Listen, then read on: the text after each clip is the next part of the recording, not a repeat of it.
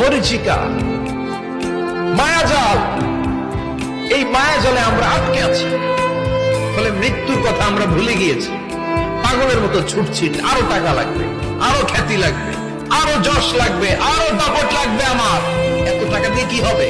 এত সম্পদ দিয়ে কি হবে? এত ব্যস্ততা দিয়ে কি হবে? তোমার স্টপ, থামুন, অনেক হয়েছে।